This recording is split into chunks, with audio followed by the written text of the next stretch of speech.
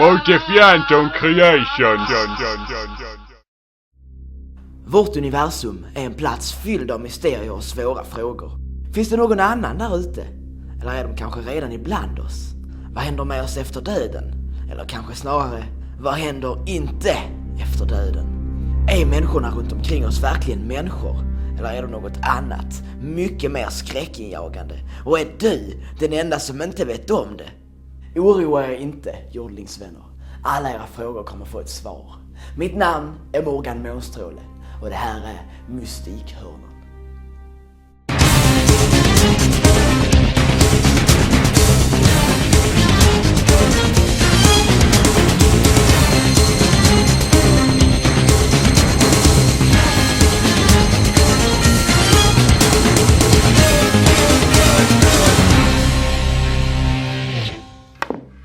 Hej och välkomna till Mystikhörnan med mig, Morgan Månstråle.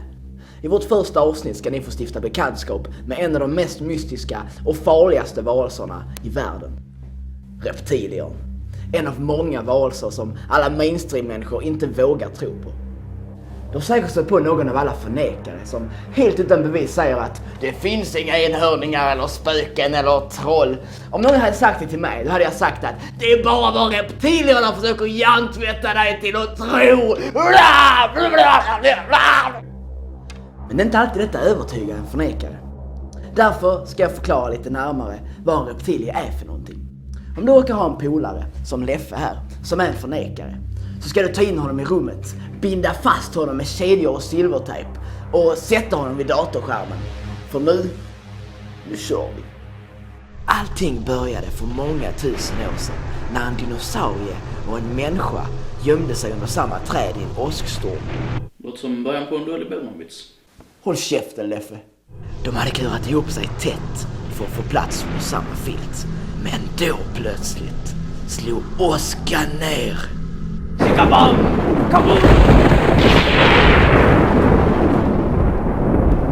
När dammet hade lagt sig kunde man se att blixten blandat samman dem till en ny varelse. En reptilier. En varelse som gick upprätt som en människa men hade fjäll och svans och allt sånt tufft som dinosaurier har. Reptiliern fick människans hjärna och dinosauriens mördarinstinkter, fast 10 gånger starkare. Men det, mina vänner, är bara början. Reptilierna har förökat sig snabbt. Det fanns inga dinosaurier för bara några tusen år sedan. Det var typ 65 miljoner år sedan de blev ut. Säger vem? Ja, alla arkeologer i hela världen.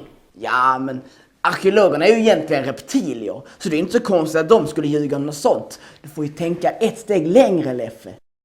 I alla fall, sedan dess har reptilierna förökat sig lavinartat och nu finns de överallt. Men hur kan de föröka sig om det bara fanns en från början? De la väl några ägg eller någonting. Men det kanske ändå en hona och en hane om de ska kunna fortplanta sig. Så här var det, Leffe. När blixten så ner så var dinosaurien redan gravid. Och därför, när den förvandlas till en reptilier, så förvandlas också äggen till reptilieägg. Du ser, min teori är vattentät. I alla fall, nu för tiden finns reptilierna överallt. Men eftersom vi aldrig kan se dem så vet vi aldrig var de är. Men om vi inte kan se dem, hur vet du då att de ser ut som ödlor? Käften, Leffe. Bara håll käften och fucking dö. Reptilierna kan dock byta skepnad och på så sätt förvandla sig till människor som vi kan se. Det är så de har tagit över hela världen. De har förvandlat sig till alla världens ledare och ätit upp originalen. Men att byta skepnad kräver en massa energi. Och ibland när deras favoritföda Snickers tar slut kan deras utklädnad börja glitcha och man kan se att de egentligen är reptilier. Titta bara här. Ni ser själva hur deras hud förvandlas till fjäll som på en ödla i några sekunder. Detta är bland de starkaste bevisen som finns för att reptilierna existerar. Men Morgan, det där var dataglitchar i själva filmmaterialet. I va? Ja, om kameran är överhettad när man filmar så kan det göra så att delar av bilden laggar. Eller om datorn är överhettad när man renderar filmen så kan det bli fel i krypteringen. Vilket gör att delar av bilden laggar eller blir pixlig. Och då ser det ut så. Nu försöker du bara förvirra mig med ditt moviesnack och teknikbabbel. Leffe, skit i sånt trams och lyssna på mig istället. Det fattar du väl? Det är ju sant. Leffe, det ska tala om för dig att det skiter jag i. Nåväl. Nu kanske det finns några bland er tittare som fortfarande inte är helt övertygade om att reptilier finns. Eller så kanske er förnekarkompis har försökt slita sig så pass mycket att han inte hört vad jag har sagt. Jag förstår att det kan vara svårt att bryta sig loss och hjärntvättens grepp så här snabbt.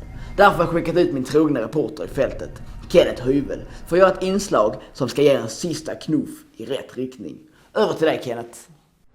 Vi befinner oss i den lilla skithålan Hässleholm, på jakt efter spillning eller andra spännande spår av den ökända reptilien. Låt oss se om vi hittar något intressant. Reptiler är skygga varelser som ytterst sällan visar sig i dagsljuset. Men enligt rapporter så har man siktat ett flertal reptiler i den här staden mitt på ljusa dagen.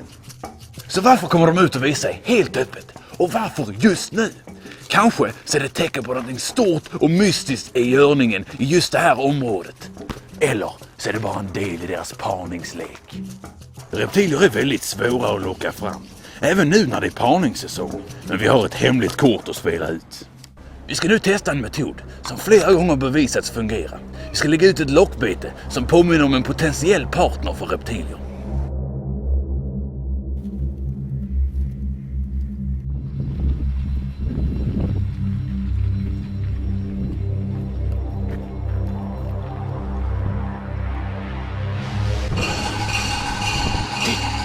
Ryan.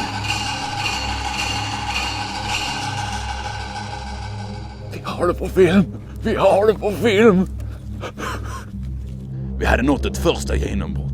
Men innan vi visste ordet av så var reptilien borta. Och medan reptilien förgäves försökte para sig med lockbetet fick vi återgå till mer primitiva metoder och helt enkelt ligga och vänta. Det blev en lång väntan och timmarna flöt på sakta. Sakta. Men långt om länge fick vi vår belöning.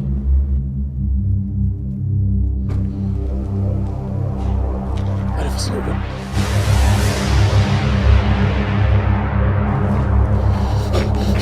Jag har det på film. Kolla. Som vi nu har bevisat och ni själva har kunnat se så lever och frodas reptilerna i den lilla gråa staden Hässleholm och troligtvis i hela världen. Tydligare bevis än de som har filmats idag har troligtvis aldrig någonsin funnits. Över till dig, Morgan. Tack för det, Kenneth. Det var allt för idag. Nästa gång då ska vi tala om UFOn och om utomjordingar. Så tills dess så uppmanar jag er alla att själva söka fakta om det. Och då menar jag inte filtrerade lögner som ni får höra av forskare och tv-nyheter. Utan jag menar riktig fakta som ni får höra av New Age-tanter som bor i öknen och anonyma frihetskämpar på internet som gör filmer i Windows Movie Maker. De är de riktiga sanningssägarna. Det var allt för idag. Tack!